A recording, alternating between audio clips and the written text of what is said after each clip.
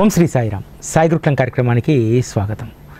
శ్రీ సాయి సచ్చరిత శ్రవణం మననం అనేటువంటిది స్వర్గలోకంలో విహరించుతున్నట్టు ఉంటుంది. స్వర్గం అంటే ఏమిటి? సుఖభోగాలను అనుభవించడం మాత్రమే స్వర్గం అని చెప్పి మనం అనుకుంటాం. పూర్వకాలంలో కూడా స్వర్గలోక ప్రాప్తి కోసం అనేక రకాలైనటువంటి తపస్సులు, యాగాలు, హోమాలు ఇవన్నీ చేసి స్వర్గలోకానికి వెళ్ళాలనేటువంటి లక్ష్యం చాలామందికి ఉండేది. ఇప్పుడు కూడా మనందరం కూడా ఏదైనా పుణ్యకార్యం చేస్తే, ఎక్కువ పుణ్యాలు చేస్తే స్వర్గానికి వెళ్తామనేటువంటి ఒక నమ్మకం ఉంటుంది. ప్రతి మనిషి కూడా ఏం కోరుకుంటాడంటే, నాకు స్వర్గలోక ప్రాప్తి నాకు కావాలి అని కోరుకుంటారు. నిజంగా స్వర్గలోకం అంటే ఏమిటి, అసలైనటువంటి స్వర్గం అంటే ఏమిటి? శ్రీ సాయి సచ్చరిత దానికి అద్భుతమైనటువంటి భాష్యాన్ని తెలియజేస్తుంది. 37వ అధ్యాయంలో హేమాడ్ పంతు స్వర్గలోకానికి సంబంధించినటువంటి భోగం గొప్పదా, మనం ఈ మానవ జన్మలో సద్గురు చరణాలను ఆశ్రయించి వారి పట్ల అనన్యమైనటువంటి భక్తి కలిగి ఉండడం స్వర్గమా? నిజంగా ఏ స్వర్గం గొప్పది అనేటువంటిది 37వ అధ్యాయం తెలియజేస్తుంది. 37వ అధ్యాయంలో స్వర్గానికి సంబంధించి ఒక వివరణ ఇస్తారు. వైరాగ్యం అనేటువంటిదే అసలైనటువంటి స్వర్గం. మానసిక దుఃఖాలు లేనటువంటి మనిషి భూలోకంలో స్వర్గ సుఖాలను అనుభవిస్తారు. అంతే కదా. స్వర్గంలో మహా అయితే ఏముంటుంది? గొప్ప భోగాలను అనుభవిస్తాం. అక్కడ నారాయణ స్మరణ ఉండదు, గురుస్మరణ ఉండదు, అక్కడ భగవద్భక్తులు ఉండరు, ఏ పుణ్యకార్యాలు అక్కడ జరగవు, చేయడానికి అవకాశం లేదు. అటువంటి స్వర్గలోకం మనకి ఎలా సుఖాన్ని ఇస్తుంది? అసలైనటువంటి సుఖాన్ని ఇచ్చేటువంటిది గురు చరణాల వద్ద మనం అనుభవించేటువంటి సుఖం. ఎందుకంటే గురు చరణాలను ఆశ్రయిస్తే మనకు దైత్వభావం తొలగిపోతుంది, వైరాగ్య స్థితి వస్తుంది, మానసిక రుగ్మతలు లేనటువంటి స్థితిలో మనం జీవించగలుగుతాం. ఇది అసలైనటువంటి స్వర్గం. చాలామంది చెప్తూ ఉంటారు, దేవేంద్రుడు స్వర్గంలో గొప్ప భోగాలను సుఖాలను అనుభవిస్తారని చెప్పి. ఇక్కడ దేవేంద్రుడికైనా గాడిదకైనా ఒకే రకమైనటువంటి సుఖం ఉంటుంది. కాకపోతే ఆ సుఖాలు అనుభవించేటువంటి దాంట్లో తేడా ఉంటుంది. దేవేంద్రుడు స్వర్గంలో భోగాలను అనుభవిస్తూ ఆయన స్వర్గ సుఖాన్ని అనుభవిస్తాడు. గాడిద బురదలో పండి అశుద్ధంలో దొరలాడుతుంటే దానికి కూడా అది స్వర్గమే. కానీ ఇది అసలైనటువంటి స్వర్గ సుఖం కానే కాదు. స్వర్గ సుఖము గురుచరణాల వద్ద మాత్రమే లభిస్తుంది. గురుచరణాలను ఆశ్రయించినటువంటి వారికి నామస్మరణ అనేటువంటి స్వర్గస్థితి చాలా గొప్పది. ఒక్క నామస్మరణ మనలో ఉన్నటువంటి కల్మషాలను దహించి వేస్తుంది, మనలో ఉన్నటువంటి మానసిక రుగ్మతలను దహించి వేస్తుంది, సకల దుర్గుణాలను తొలగించి వేస్తుంది. అటువంటి స్వర్గస్థితిని కల్పించేటువంటి నామం ఎంతో గొప్పది. ఎందుకంటే జనన మరణాలు అనేటువంటివి చాలా సహజమైనటువంటివి. చాలామంది మృత్యు గురించి చెప్పగానే భయపడుతూ ఉంటారు. గురుచరణాలను ఆశ్రయించినటువంటి వారికి మృత్యు అనేటువంటి భయం ఉండదు. అభయంతో వారు ఆ జన్మలో సాధించాల్సినటువంటి కార్యం గురించి దానిపైనే వారు దృష్టి కేంద్రీకరిస్తారు తప్ప ఇతర స్వర్గసుఖం గురించి ఎవరు ఆలోచించరు. ఎందుకంటే నీ దేహం ఇక్కడ పడిపోయిన తర్వాత, ఆత్మని నుంచి వేరుపడిపోయిన తర్వాత ఇంకొక శరీరంలోకి అది ప్రవేశపెట్టబడుతుంది. ఇక నువ్వు స్వర్గసుఖాన్ని ఎక్కడ అనుభవిస్తావు? అసలైనటువంటి స్వర్గసుఖము గురువు వద్ద మాత్రమే నువ్వు అనుభవించగలుగుతావు అనేటువంటి విషయాన్ని ఇక్కడ మనం తెలుసుకోవాలి. స్వర్గం అనేటువంటి వాళ్లకు ఒక గొప్ప వివరణ హేమాడ్ పంత్ ఇక్కడ ఇస్తారు. భక్తులు లేని ప్రదేశం, గురువు కథాశ్రవణ సంకీర్తన లేనటువంటి ప్రదేశం, దేవుని పూజ చేయనటువంటి స్థానం ఎందుకు పనికి వస్తుంది? స్వర్గంలో ఏమీ ఉండవు, గురుస్మరణ ఉండదు, పూజలు ఉండవు, ఏమీ ఉండవు. అటువంటి స్వర్గలోకంలో మనం ఏం చేయగలుగుతాం? అందుకనే ఈ భూలోకమే అసలైనటువంటి స్వర్గలోకం. ఇక్కడే మనము స్వర్గంలో అనుభవించేటువంటివన్నీ కూడా గురు చరణాల వద్ద మనం అనుభవించవచ్చు. ఏ విధంగా? కాయా వాచ మనస పంచప్రాణాలను గురువుకు సమర్పించి నిశ్చయాత్మక బుద్ధిని కూడా ఆత్మలో లీనం చేసి అన్ని విధాల గురువురు ఆధీనంలో మనం ఉండేలాగా చూసుకోవాలి. ఈ విధంగా సద్గురువుకు శరణు జొచ్చితే భవభయం అనే మాట ఎందుకుంటుంది? సకల దుఃఖాలను నివారించేవారు ఉండగా ఇక మనకు ప్రాపంచిక దుఃఖాల యొక్క చింత మనకెందుకు? ఈరోజు ఎంతమంది మీరు ఇక్కడే స్వర్గ సుఖాన్ని అనుభవిస్తున్నారనేటువంటి విషయాన్ని మీకు మీరుగా అవలోకనం చేసుకోండి, ఆత్మ పరిశీలన చేసుకోండి. ఎందుకంటే సద్గురు సహచర్యానికి మించినటువంటి స్వర్గలోకం లేదు. ఏ లోకంలోనైనా సరే మానవుడికి బుద్ధి వికసించాలి. స్వర్గలోకంలో కేవలం భోగాల్లోనే తేలియాడుతూ ఉంటాం, ఆ లోకం అంటూ ఉంటే. కానీ ఇక్కడ స్వర్గంలో ఏ సుఖాన్నైతే అనుభవిస్తామో భోగాల ద్వారా, ఇక్కడ ఏ భోగాలను అనుభవించకుండా కేవలం గురు సహచర్యంలో మనము స్వర్గానుభూతిని పొందేటువంటి అవకాశం ఉంది. ఎందుకంటే గురువు మృత్యు అనేటువంటి భయాన్ని మనకు పోగొడతాడు. మృత్యువు ఎప్పుడో ఒకసారి రావాల్సినటువంటిది. దానికి మనం ఎప్పుడూ కూడా సంసిద్ధంగా ఉంటే, అది ఇవాళ వచ్చినా రేపు వచ్చినా 60 సంవత్సరాలకు వచ్చినా, అప్పటి వరకు నా యొక్క జీవితాన్ని నేను ఏ విధంగా గురుచరణాల వద్ద సద్వినియోగం చేసుకోవాలి అనేటువంటి స్థితికి వచ్చినప్పుడు ఇక మృత్యువు పట్ల భవభయం అనేటువంటిది ఏమాత్రమూ కూడా ఉండదు. గురు ఆశ్రయంలో అందరూ కూడా నిర్భయులుగా మారిపోతారు. భయం అనేటువంటిది ఉండదు. ఎందుకంటే గురుచరణ ద్వయాలను గట్టిగా పట్టుకున్నాం కాబట్టి మనకు మృత్యు అనేటువంటి భయం ఉండదు, దాని గురించి చింత ఉండదు. అదేవిధంగా అద్వైత్వ బుద్ధిని గురువు ప్రసాదిస్తారు. నిర్విశేషమైనటువంటి భేదరహితుడైనటువంటి సద్గురువు యొక్క చరణ సేవలో ఉన్నవారికి ఏమాత్రం కూడా భయాలు ఉండవు. ఎందుకనంటే గురువు పట్ల మనకున్నటువంటి ప్రేమ, ఆ ప్రేమ మానసికంగా ఎలా ఉంటుందో ఇక్కడ హేమట్ పంత్ చెప్తారు. గురువు నొసటన ప్రేమ అనేటువంటి చందనాన్ని మనం అద్దాలి. ప్రేమ అనేటువంటి చందనం చాలా పవిత్రమైనటువంటిది. ఆ చందనం కంటే కూడా పవిత్రమైనటువంటిది గురువుకి ఏమిటంటే, ఎవరి మనస్సులో పవిత్రమైనటువంటి ప్రేమ ఉంటుందో దానినే ఆయన నుదుటన గంధంగా పెట్టుకుంటారు. కాబట్టి అటువంటి ప్రేమను మనము మన హృదయాల్లో గురువు పట్ల పెంపొందించుకోవాలి. ఆ స్వచ్ఛమైనటువంటి ప్రేమ అనేటువంటి చందనాన్ని వారి నొసటన రాసి భక్తిభావం అనేటువంటి పీతాంబరాన్ని వారికి వస్త్రంగా సమర్పించాలి. పీతాంబరం చాలా విలువైనటువంటిది, అంతేకాదు అత్యంత పవిత్రమైనటువంటిది కూడా. అటువంటి పీతాంబరము భక్తిభావం అనేటువంటి దాంట్లో నుంచి రావాలి. వస్త్రం మార్కెట్లోకి వెళ్తే చాలా దొరుకుతాయి, డబ్బు ఖర్చు పెడితే అందమైనటువంటి వస్త్రాలు దొరుకుతాయి. కానీ నీ భక్తినే పీతాంబరంగా చేయాలి. నువ్వు భక్తి పీతాంబరాన్ని వారికి వస్త్రంగా మనము సమర్పించాలి. అప్పుడు బాబా భక్తులకు విశ్వంబరుణ్ణి చూపెడతారు. అదేవిధంగా శ్రద్ధ అనేటువంటి ఆసనాన్ని వారికి సమర్పించాలి. నీ శ్రద్ధ ఎంత బలంగా ఉంటే ఆ ఆసనం అంత బలంగా ఉంటుంది. బలహీనమైనటువంటి ఆసనం పైన ఎవరైనా కూర్చున్నారనుకోండి, అది బలహీనమైనదైతే అప్పటికప్పుడే విరిగిపోతుంది.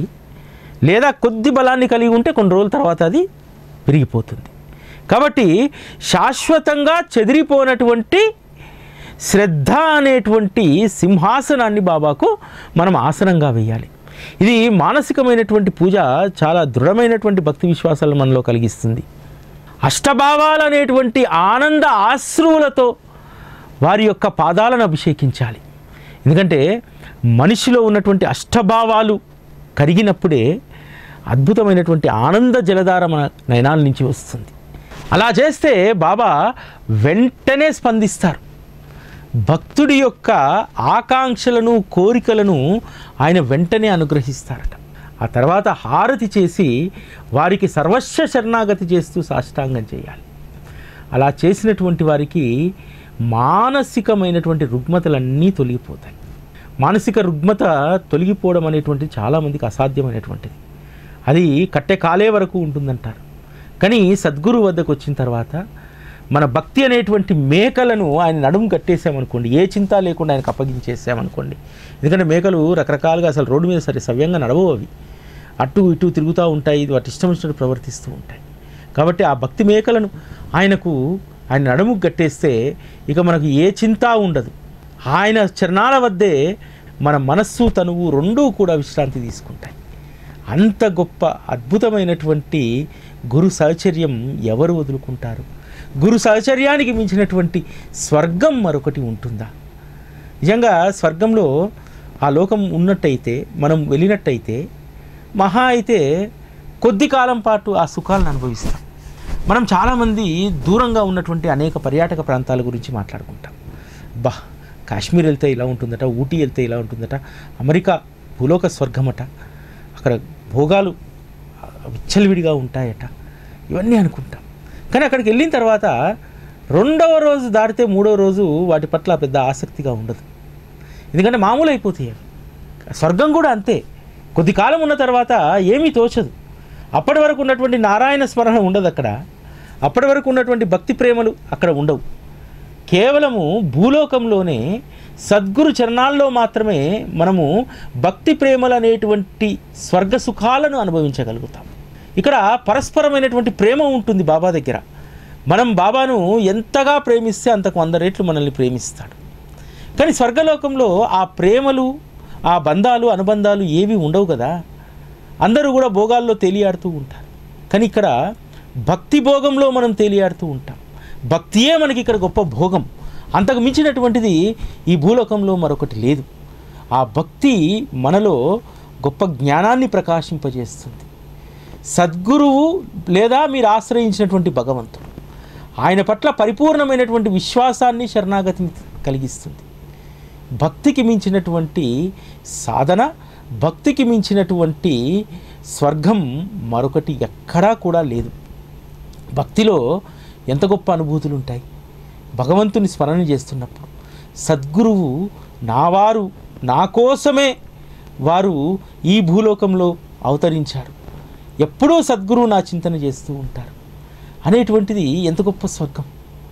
అంతేకాదు సద్గురు సహచర్యంలో మనకు కలిగేటువంటి వైరాగ్య స్థితి, దేనిపైనా పెద్దగా మమకారాలు లేనటువంటిది, దేనిని ఆశించినటువంటి స్థితి, ఎవరి సహాయాన్ని పైన మనం ఆధారపడకుండా సద్గురువు పైనే ఆధారపడ్డాం. ఇది గొప్ప వైరాగ్య స్థితి. ఈ వైరాగ్య స్థితి ఒక్క సద్గురువు మాత్రమే మనకు అనుగ్రహించగలుగుతారు. సచ్చరిత కేవలం భక్తి, ప్రేమ, బాబా లీలలు వీటికి మాత్రమే పరిమితమైనటువంటిది కాదు. నీ జీవనం ఎలా ఉండాలి? నువ్వు బాబాను ఆశ్రయించావంటే బాబా సేవలో ఉండు, ఏదో 4-5 రకాలైనటువంటి సేవా కార్యక్రమాలు చేస్తే దాన్ని మనము స్వర్గానికి అది మనకు బాటలు వేస్తుందని అనుకుంటాం. కానీ ఇక్కడ ఉన్నటువంటి స్వర్గాన్ని మనం అనుభవించలేము. భూలోకంలో ఉన్నప్పుడే సద్గురు చరణాల వద్ద అసలైనటువంటి స్వర్గాన్ని మనం అనుభవించవచ్చు. మనము ఈ జన్మలో సద్గురువు వద్ద పొందేటువంటి అనుభూతి అది ఎప్పటికీ ఉంటుంది. మన శరీరము నశించిపోయినా, శరీరం వదిలేసినా మనము ఆ అస్తిత్వం అలాగే ఉంటుంది. అందుకనే చాలామంది మనం పూర్వజన్మ సంస్కారాల వల్ల మరలా జన్మలో కూడా బాబా చరణాలను ఆశ్రయిస్తాం. ఎందుకనంటే కుండ పగిలిపోయిందనుకోండి, కుండ దాని యొక్క అస్తిత్వాన్ని మాత్రమే కోల్పోతుంది. మరలా ఆ కుండ భూమిలోకి వెళ్ళిపోయి మట్టిగా మారిపోయి మరలా మరొక కుండ తయారు కావడానికి అది ఉపయోగపడుతుంది. అదేవిధంగా ఈ సద్గురు సహచర్యంలో ఉన్నటువంటి మనము మన దేహం అనేటువంటి అస్తిత్వం కోల్పోయినా సరే ఆత్మలో సద్గురు భక్తి అనేటువంటిది ఉంటుంది. అందుకనే మరల జన్మలో కూడా బాబా సహచర్యంలోనే మనం ఉంటాం. అటువంటి దృఢమైనటువంటి భక్తిని పెంపొందించుకున్నటువంటి వారికి ఇది సాధ్యం. ఏదో సాధారణంగా శ్రీ సాయి బాబాకు మనం పూజకు పునస్కారానికి పరిమితమైతే మన అస్తిత్వం కూడా అంతే ఉంటుంది. వచ్చే జన్మ కూడా అంతే. ఎవరైతే నిజమైనటువంటి బాబా యొక్క తత్వాన్ని, వారి ప్రేమను మనస్సు నిండా నింపుకుంటామో ఆ మనస్సు యొక్క అస్తిత్వం అలానే ఉండిపోతుంది. దేహం పోతే పోవచ్చు, ఆత్మ అస్తిత్వం అలానే ఉంటుంది. కాబట్టి మనం ఈ జన్మలో మనకు లభించినటువంటి ఈ సద్గురు సహచర్యాన్ని పరిపూర్ణంగా మనము ఆస్వాదించి అనుభవించాలి. ఇది ఎలా సాధ్యమవుతుంది, ఎటువంటి దృక్పథాన్ని మనం అలవర్చుకోవాలి అనేటువంటిది అద్భుతమైనటువంటి మాటలు 37వ అధ్యాయంలో చెప్పబడతాయి. సాయే దృష్టికి దృశ్యమని భావించేటువంటి వారికి ఇక ప్రపంచంలో ఏ వస్తువు కూడా ప్రత్యేకంగా కనిపించదు. మన దృష్టికి కనిపించేటివన్నీ కూడా సాయి స్వరూపాలే అని మనం భావిస్తే, మనం చూసేటువంటి వస్తువులో, మనం చూసేటువంటి మనుషుల్లో, వస్తు సామ్రాజ్యంలో ఏదాన్నైనా సరే దేన్ని చూసినా అది మనకు దృష్టికి సాయి మాదిరిగానే మనకు కనిపిస్తాయి. దేనిపైన మనకు ఆశలు ఉండవు. ఇప్పుడు పెద్ద బంగారు నెక్లెస్ని చూసామనుకోండి, అందులో కూడా సాయి స్వరూపాన్ని చూస్తే దాన్ని ప్రత్యేకంగా మనం కోరాలి, దాన్ని సొంతం చేసుకోవాలనేటువంటి ఆశ మనలో ఉండదు. ఎందుకంటే అంతటి సమానమైనటువంటి, అంతకంటే ఎక్కువైనటువంటి సాయిబాబానే నా దగ్గర ఉన్నాడు.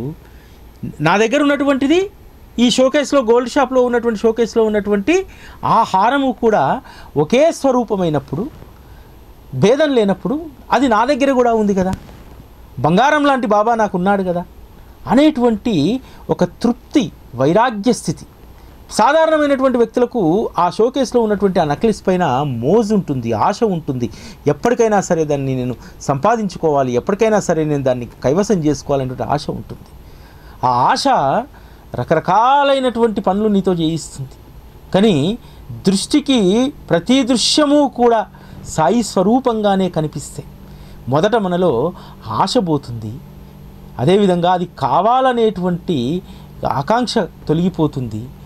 దానికంటే గొప్పదైనటువంటి ఇది నా దగ్గర ఉంది, ఆ రత్నంతో, ఆ బంగారంతో దేనిని పోల్చలేము, అదే శ్రీ సాయిబాబా అనేటువంటి దాంట్లో ఉండగలిగినటువంటి వాళ్ళకు ఈ వస్తు ప్రపంచము అసలు తృణప్రాయం. వాళ్ళకు చాలా సునాయాసంగా ఆ మైకం నుంచి, మోజు నుంచి బయటికి రాగలుగుతారు. నోటిలో సాయినామం, హృదయంలో సాయి పైన ప్రేమ ఉన్నటువంటి వారి యొక్క యోగక్షేమాలన్నీ బాబా చూస్తారట. ఇదొక్కటి చాలు. మనం అనుకుంటాం మనకు ఎవరో రావాలి, ఏదో సహాయం చేయాలి, ఉద్ధరించాలి, ఎవరో మనకు ఉద్యోగం ఇవ్వాలి, ఎవరో మనకు ఇంకోటి ఇవ్వాలని అనుకుంటాం. కానీ మనకి ఎప్పుడు ఏం కావాలో అనేటువంటిది ఆ యోగక్షేమాలన్నీ బాబా చూస్తారు. ఎప్పుడు నోటిలో ఎప్పుడు వారి నామం ఉండాలి, హృదయంలో ఎప్పుడు వారిపైన ప్రేమ ఉండాలి. ఇవి ఉంటే మన యోగక్షేమాలన్నీ ఆయన చూస్తాడు. ఈ విధంగా బాబా నామాన్ని ఎప్పుడూ కంఠంలో పెట్టుకున్నటువంటి వారికి, అదేవిధంగా ఎప్పుడూ ఆయన పట్ల పరిపూర్ణమైనటువంటి ప్రేమను హృదయంలో పదిలపరుచుకుంటే ఇక మన జీవితాలకు డోకా లేదు. గ్యారంటీ ఇది. ఇంతకు మించినటువంటి గ్యారంటీ, వారంటీ మన జీవితానికి ఇంకోటి ఉండదు. ఆయన్నే మన యోగక్షేమాలన్నీ చూస్తారు. మనం ఏదైనా వస్తువు కొంటే దాని మీద రాసి ఉంటుంది 5 years వారంటీ. 5 years తర్వాత కంపెనీ దగ్గరికి పోతే అది అసలు పట్టించుకోడు. ఈ 5 yearsలో కూడా దాంట్లో రకాల కండిషన్స్ ఉంటాయి. ఇది పోతేనే, అది పోతేనే అని చెప్పి చిన్న చిన్న అక్షరాలతోటి. బాబా దగ్గర అలా కాదు. ఒక్కసారి నీ కంఠంలో ఆయన నామం స్థిరపడితే, హృదయంలో ప్రేమ ఉప్పొంగితే, ఆ ప్రేమ నిరంతరము శాశ్వతంగా నువ్వు నిలుపుకోగలిగితే నీ యోగక్షేమాలన్నీ ఆయన చూస్తాడు. నీకు వచ్చేటువంటి రుగ్మతలు, నీకు వచ్చేటువంటి కష్టాలు, అన్ని రకాల రిపేర్లు అన్నింటికీ వారంటీ ఆయన దగ్గర. ఇంకెక్కడా కూడా ఇటువంటి వారంటీలు, గ్యారంటీలు దొరకవు. ఒక్క సాయిబాబా దగ్గర మాత్రమే మనం ఇంత గొప్ప హామీని, ఇంత గొప్ప స్వాంతనను మనం పొందగలుగుతాం. సాయి భక్తిలో మునిగిపోయినటువంటి వాళ్ళ స్థితి ఎలా ఉంటుందంటే, చెవులతో కూడా సాయి అన్న శబ్దం తప్ప మరో శబ్దం వినడానికి వారు ఆసక్తి చూపెట్టారు. అదేవిధంగా ముక్కుతో సాయి అనేటువంటి పరిమళాన్ని మాత్రమే వారు శ్వాసించడానికి మక్కువ చూపుతారు. జిహ్వతో సాయి అనేటువంటి మాధుర్యాన్ని ఆస్వాదిస్తారు. సాయి యొక్క మందహాస వదనం సుఖాలలో ఉత్తమమైనటువంటి సుఖాన్ని ఇస్తుంది. సాయి వచనామృతాన్ని సేవించినటువంటి వారు ధన్యులు. సాయి బాబా శుభాలకు నిలయం, వారు సుఖశాంతులకు జన్మస్థానం. బాబా చరణాలను పట్టుకున్న తర్వాత ఈ రెండూ తప్పకుండా పొందాలి. వారు సుఖశాంతులకు స్థానం, సకల శుభాలకు వారే కారకులు. బాబాను ఆశ్రయించినటువంటి వారికి అన్నీ శుభాలే. అది మంచైనా చెడైనా, చెడును కూడా శుభంగానే స్వీకరించేటువంటి స్థితి ఒక్క శ్రీ సాయిబాబాను ఆశ్రయించినటువంటి వాళ్ళకే ఉంటుంది. బాబా నాకు ఏ పాఠం నేర్పించదలుచుకున్నావో కదా, ఈ కష్టాన్ని ఇచ్చావు, రైట్, ఇది కూడా నాకు సుఖమే, ఇది కూడా నాకు శుభమే అనేటువంటి స్థితిని బాబా మనకి ఇక్కడ కల్పిస్తారు. ఈ ఒక్క మాటను మనం గుర్తుపెట్టుకుంటే, సాయిబాబా యొక్క మందహాస వదనం ఇచ్చేటువంటి సుఖం మరొకటి ఇవ్వదు. అంతే కదా, ఆయన రూపాన్ని చూసే కదా మనందరం కూడా ఇంత ప్రేమను పెంచుకున్నాం. ఆ రూపాన్ని అణువణువున అన్వేషించాలనేటువంటి ఈ జిజ్ఞాస ఆ మందహాస వదనందే కదా. బాబా నవ్వు ఎంత అందంగా ఉంటుందో అటు తెలుసా. బాబా ఒక్కసారి నవ్వితే చూడాలని కొన్ని సంవత్సరాలుగా ఎదురు చూసినటువంటి భక్తులు ఆ రోజు ఉన్నారట. ఆయన నవ్వుతే, ఆయన నవ్వు ముందు ప్రపంచంలో ఏ అందము కూడా పనికిరాదట. అంత అందంగా నవ్వేటువంటి వారట. ఇప్పుడు కూడా వరాల సాయి మందిరంలో బాబా మోము చూస్తే, ఆ స్మైల్ చూస్తే ఏ కష్టాన్నైనా దుఃఖానైనా మర్చిపోవచ్చు. ఆ ఒక్క చిరు మందధర హాసం ఎంత ఉత్తేజాన్ని భక్తులకు ఇస్తుందంటే, ప్రతిరోజు కూడా మేము చేసేటువంటి పనుల్లో రకరకాలైనటువంటి ఇబ్బందులు ఉంటాయి, కష్టం ఉంటుంది, అన్నీ ఉంటాయి. కానీ ఒక్కసారి అలా వరాల సాయి మందిరంలోకి వెళ్ళి ఆయన యొక్క చిరు నగువును చూస్తే చాలు, ఆ కష్టం మర్చిపోతాం. అంత అద్భుతమైనటువంటిది వారి యొక్క మందహాస వదనం. దాన్ని ఒక్కసారి చూస్తే నయనాల్లో అదే నిండిపోతుంది, ఇంకేం కనిపించదు. ఈ సచరితలో చెప్పినట్టు దృష్టికి సాయి తప్ప మరొకటి ఏ వస్తువు, ఏ దృశ్యము మనకు కనిపించదు. బాబా దగ్గర మనకు అద్భుతమైనటువంటి వివేక జ్ఞానాలు మనలో వికసిస్తాయి. మంత్రగాడు అంజనం వేసి ఏ వస్తువు ఎక్కడుండో చెప్పగలుగుతారట. కానీ గురు చరణాల యొక్క ధూళి కళ్ళల్లో పడ్డటువంటి వారికి చాలా సునాయాసంగా జ్ఞానం అనేటువంటిది వికసిస్తుందట. కేవలం వారి చరణధూళి జ్ఞాన విజ్ఞానాలను తెలుసుకునేలాగా చేస్తుంది. ఇంతకు మించినటువంటిది ఏముంటుంది ప్రపంచంలో? వారి యొక్క పాదధూళి మన జీవితాలను తరింపజేస్తుంది. వారి చరణాలను ఆశ్రయించినటువంటి వారికి, ఆ చరణాలను ముద్దాడినటువంటి వారికి దొరికేటువంటి సుఖము, జ్ఞానము మరెక్కడా కూడా లభించదు. ఎందుకంటే బాబా యొక్క తత్వము చాలా విలక్షణమైనటువంటి. కేవలము మనము విగ్రహాన్ని మాత్రమే చూసామనుకోండి, ఏమీ ఉండదు, కనిపిస్తుంది, అందమైనటువంటి రూపం కనిపిస్తుంది. కానీ దాని యొక్క మాధుర్యాన్ని మనం తెలుసుకోవాలంటే శోధన తప్పదు, అంతర్మదనం తప్పదు. ఇవన్నీ జరిగితేనే, మదనం జరిగితేనే మనకు ఆయన యొక్క అద్భుతమైనటువంటి ప్రేమ మనకు అర్థమవుతుంది. పాలు నుంచి నెయ్యి వస్తుంది. నెయ్యి పాల నుంచి మనం చేతితో వేరు చేయగలుగుతామా? అదేవిధంగా కేవలం బాబా రూపాన్ని మాత్రమే చూస్తూ ఉంటే వారిలో దాగి ఉన్నటువంటి కమ్మనైనటువంటి నెయ్యి మనకు లభిస్తుందా? ఆ ప్రేమ మనం పట్టుకోగలుగుతామా? లేదు కదా. పాలు కాచాలి, మీగడ చేయాలి, మీగడను వెన్న చేయాలి, వెన్నెను తీసుకెళ్ళి గిన్నె పైన పెట్టి మంట కింద పెడితేనే కమ్మనైనటువంటి నెయ్యి వస్తుంది కదా. ఇంత ప్రాసెస్ ఉంటుంది. బాబా యొక్క ప్రేమను, మధురిమను మనం ఆస్వాదించాలంటే ఎప్పుడూ నిరంతరం ఆయన తత్వం పట్ల పరిశోధన జరుగుతూ ఉండాలి, శోధన జరుగుతూ ఉండాలి, తెలుసుకోవాలనేటువంటి జిజ్ఞాస పెరుగుతూ ఉండాలి. అలా అయినప్పుడే కమ్మనైనటువంటి నెయ్యి మాదిరి బాబా ప్రేమను మనం జుర్రుకోగలుగుతాం. ఒట్టుక్తి మాటలు, పై మాటలు ఏమీ ఫలితాన్ని ఇవ్వవు. బాబా చాలీసా పాడుకున్నంత మాత్రాన, బాబాకు అష్టోత్తరం చేసినంత మాత్రాన అందులో ఉన్నటువంటి అసలైనటువంటి నిగూఢమైనటువంటి నెయ్యి వంటి మధురిమను మనం ఆస్వాదించకపోతే, వారి యొక్క అంతరంగాన్ని మనం మదించకపోతే ఏమీ లభించదు. ఎవరైతే వారి చరిత్రను, వారి యొక్క వచనామృతాన్ని సేవిస్తారో, అందులో మునిగి తేలుతుంటారో, అప్పుడు మాత్రమే శ్రీ సాయిబాబా అనేటువంటి మధురమైనటువంటి ప్రేమ మన ఒంటికి పడుతుంది, మనలో సువాసనలను వెదజల్లిస్తుంది. నెయ్యి కాస్తున్నప్పుడు ఎంత మంచి వాసన వస్తుంది కదా, కమ్మటి వాసన. నెయ్యితో ఏ పదార్థం చేసినా, ఇప్పుడు సపోజ్ ఏదైనా టెంపుల్కి వెళ్తే అక్కడ లడ్డూ ప్రసాదం తయారవుతుంటే ఆ లడ్డూ ప్రసాదంలో నెయ్యి కలుపుతున్నప్పుడు ఎంత మధురమైనటువంటి వాసన వస్తుందో కదా. మన జీవితానికి కూడా బాబా అనేటువంటి ప్రేమ అనేటువంటి నెయ్యిని నింపుకుంటే మనం ఏ పని చేసినా ఖచ్చితంగా అది మధురంగా ఉంటుంది. ఎందుకంటే మనం చెడు పనుల వైపు వెళ్ళాం.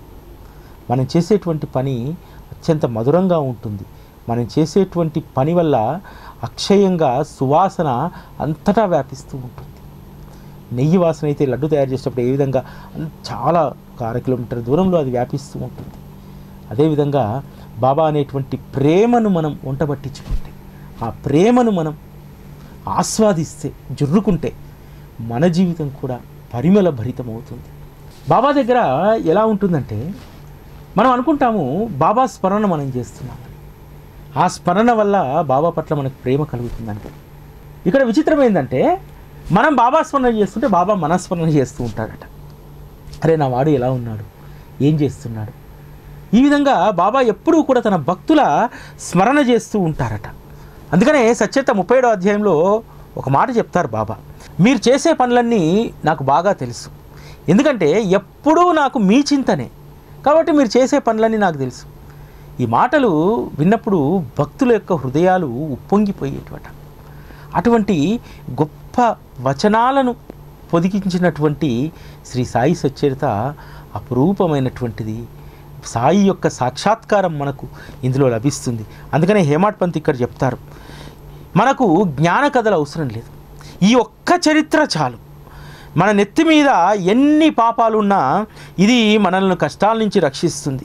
దీన్ని మీరు నిత్యపారాయణ చేయకపోయినా ఇందులో ఉన్నటువంటి గురుభక్తికి సంబంధించినటువంటి కొన్ని సంఘటనలు, కొన్ని లీలైనా చదవండి, మీ నెత్తిన ఉన్నటువంటి పాపాలన్నీ కరిగిపోతాయి.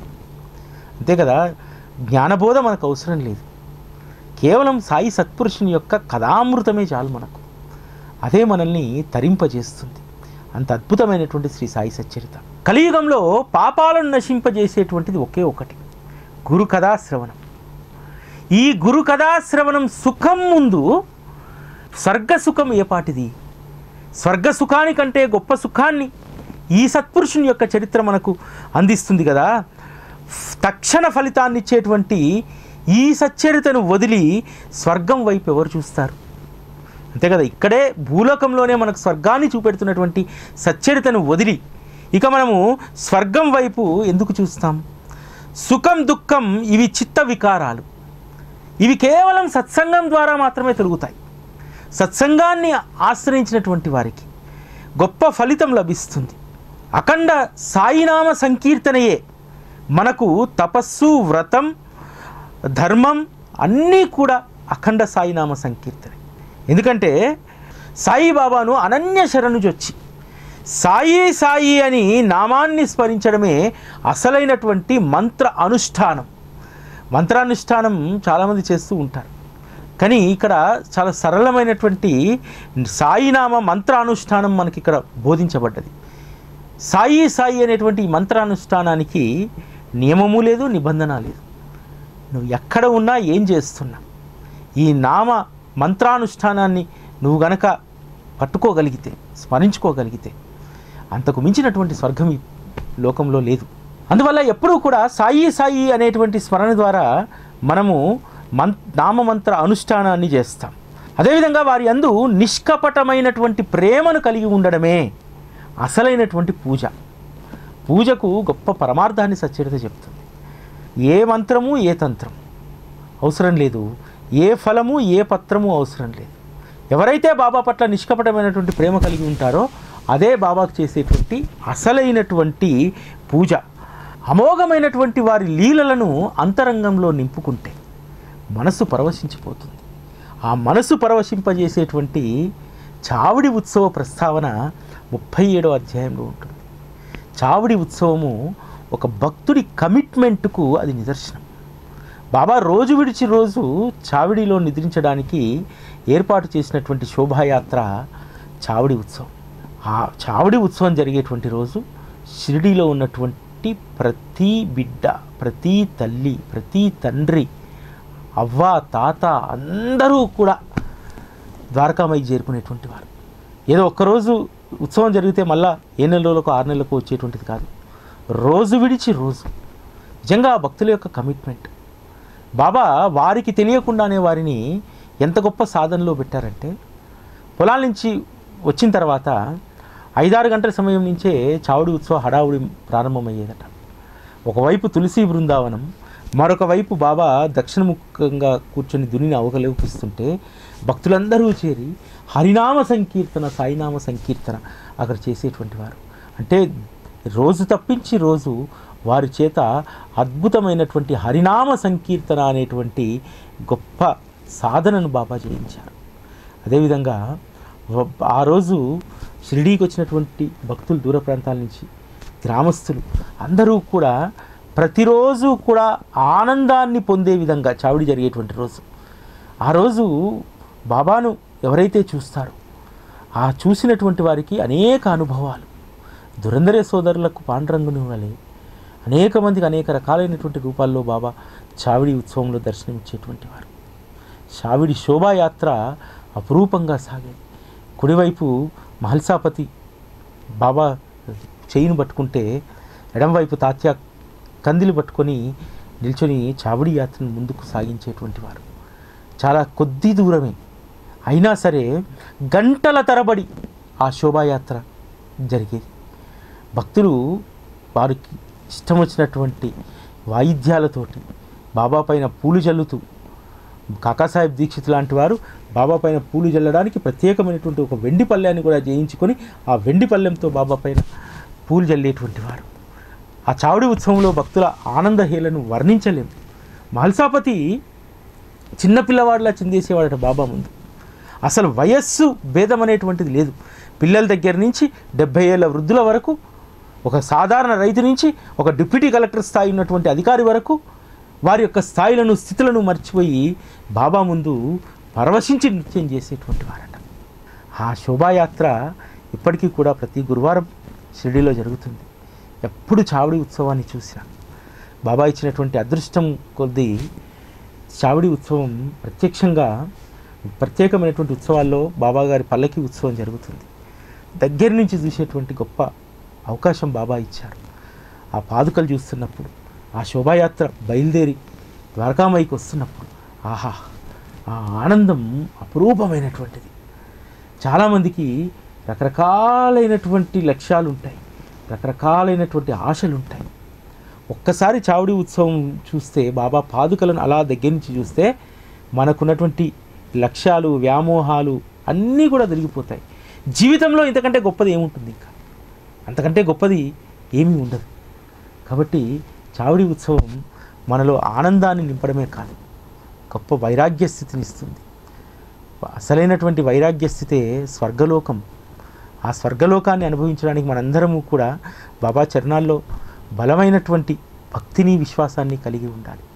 చావడి ఉత్సవంలో బాబా తమ నోటి ద్వారా చుంబించేటువంటి ఆ చిలుం గురించి హేమాడ్ పంత్ రాస్తారు. చిలుం నిజంగా ఎంత అదృష్టవంతరాలు. సాక్షాత్తు పరమాత్మ యొక్క పెదవులను అది తాకింది. కానీ ఆ పెదవులను తాకడానికి ముందు అది ఎంత కష్టపడుతుంది. మట్టిగా ఉంటుంది. మట్టిగా ఉన్నటువంటిది కుమ్మరి కాళ్ళ కింద తొక్కబడుతుంది. ఆ తర్వాత అది మంటలో కాల్చబడుతుంది. అలా రకరకాలైనటువంటి స్థితులు మారి కష్టాన్ని అనుభవించిన తర్వాతనే సద్గురు యొక్క పెదవులను అది ముద్దాడగలిగింది. మనస్థితి కూడా అంతే. బాబా దగ్గర మనమేమో అంత సునాయాసంగా ఆయన యొక్క ప్రేమను, ఆయన యొక్క మనసును దోచుకోలేము.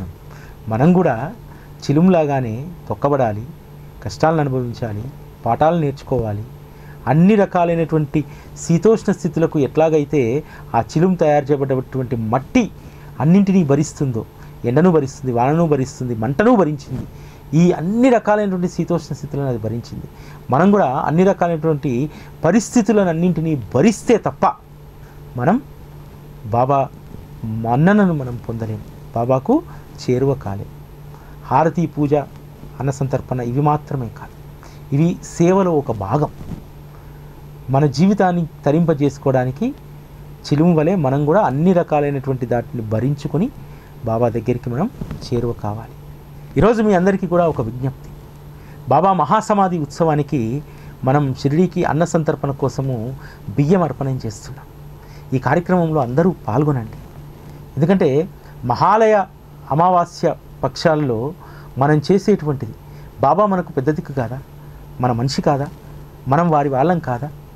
ఒక్క 25 కిలోల బియ్యాన్ని అర్పణం చేస్తే మనము మన పూర్వీకులు ఎన్నో తరాల పితృదేవతలను మనము సంతృప్తిపరిచినటువంటి వాళ్ళం అవుతాం. కాబట్టి తప్పకుండా అందరూ అర్పణంలో పాల్గొనండి.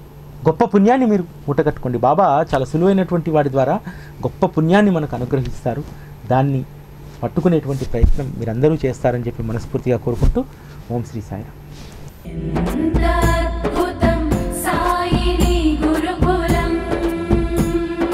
శిక్షణే తప్ప శిక్షలు లేని శరణాగతి సౌదం.